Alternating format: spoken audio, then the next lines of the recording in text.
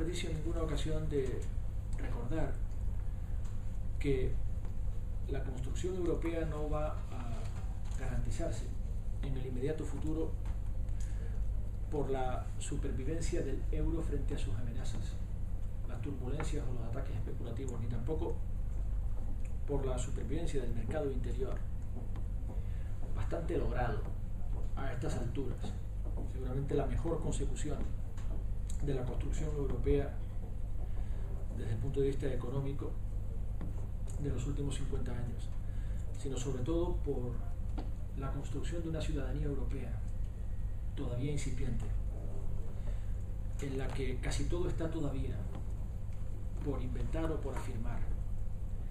Y sin embargo, solo de una ciudadanía europea depende la realización de este proyecto que tenemos entre manos desde hace un tiempo. Le doy la mayor importancia a este principio.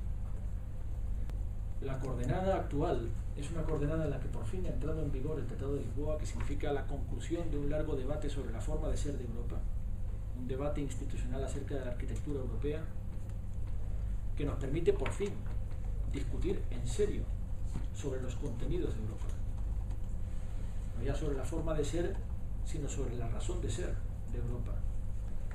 Y creo que ningún capítulo puede expresar mejor esta dimensión política y la ambición constitucional de la Unión Europea que aquel en el que precisamente mejor se traduce la transformación que ha experimentado el Parlamento Europeo con el Tratado de Lisboa.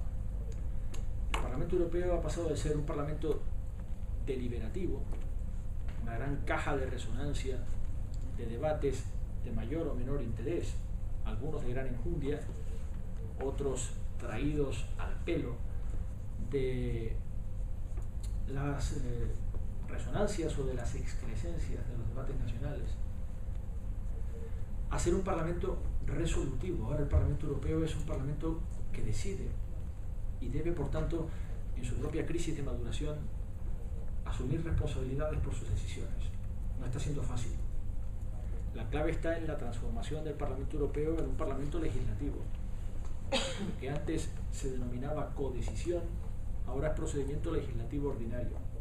Y muchos de los dominios que estaban reservados a la cooperación intergubernamental y sustraídos, por tanto, a la capacidad decisoria del Parlamento Europeo, ahora orbitan en el ámbito de decisión del Parlamento Europeo.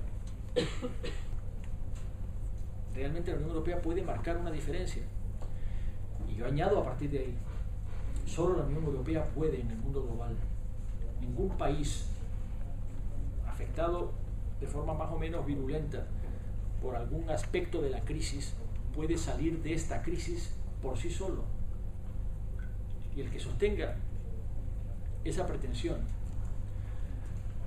está engañándose y engañando de forma nada inocente ni nada inocua, con resultados muy perjudiciales para los destinatarios de ese mensaje. Más que nunca, la Unión Europea está cargada de sentido integrador y vertebrador para conseguir hacer de la Unión Europea un actor globalmente relevante en la articulación de las respuestas necesarias. Porque el discurso economicista resulta muy abrumador, con el efecto de alejar cada vez más a más gente de la política.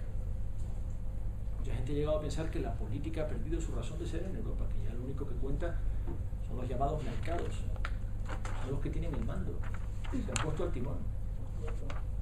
Que la política intenta calmar a los mercados. Lo hemos oído, ¿verdad? La imagen atiburonada de los mercados, como si fuesen monstruos de alguna pesadilla a los que haya que apaciguar, o sea, que se nos lleven por delante. Ha tenido un efecto letal sobre el prestigio de la política en Europa. Y creo que recorre Europa una ola de antipolítica como no habíamos conocido, yo no la había conocido en toda mi vida. Y nada indica que la estemos afrontando ni corrigiendo.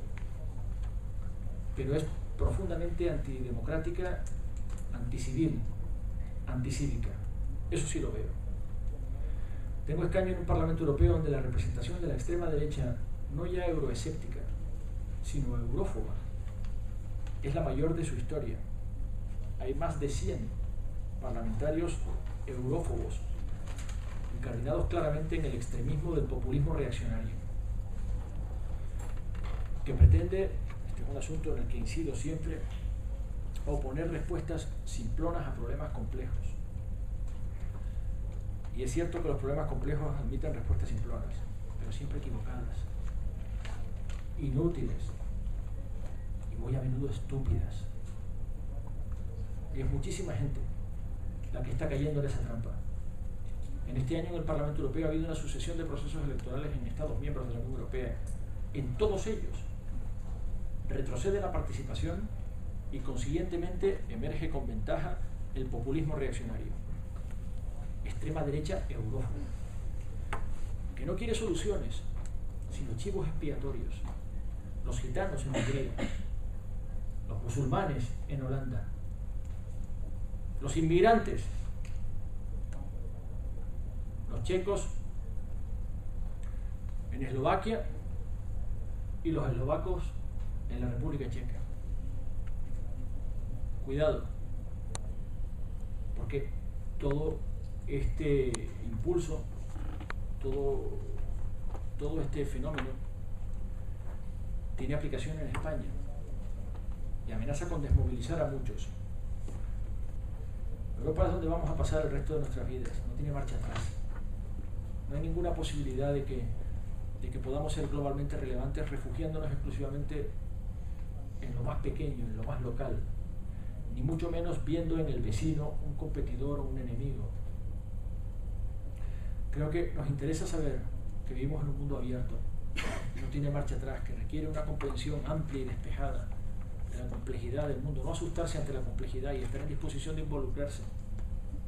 Nos hace falta construir una Unión Europea en la que el Parlamento Europeo más poderoso que hemos tenido nunca en Europa, el Parlamento que es en estos momentos el Parlamento más poderoso de Europa por su implicación sobre los parlamentos nacionales, su protección sobre los parlamentos nacionales, esté legitimado por el voto popular, la gente sepa lo que está en juego cuando llega el momento.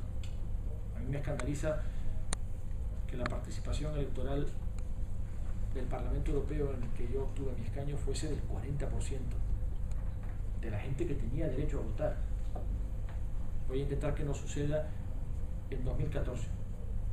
Voy a intentar que la participación sea mayor, no va a ser fácil, porque no hay un espacio público europeo, porque no hay una opinión pública europea, porque no hay medios de comunicación europeos.